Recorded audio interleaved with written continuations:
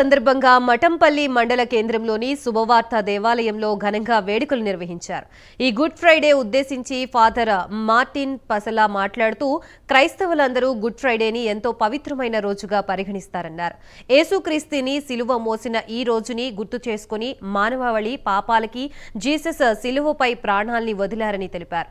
అందుకు యేసుక్రీస్తు జ్ఞాపకార్థంగా ఈ రోజుని పవిత్ర శుక్రవారం లేదా బ్లాక్ ఫ్రైడే అని పిలుస్తారన్నారు.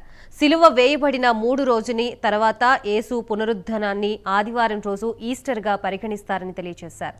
ఈ రోజున క్రైస్తవులు ఉపవాసం ఉండి దేవుణ్ణి తలుచుకుంటూ ఉదయం నుంచి సాయంత్రం వరకు జీసస్ ప్రార్థనలో గడుపుతారన్నారు.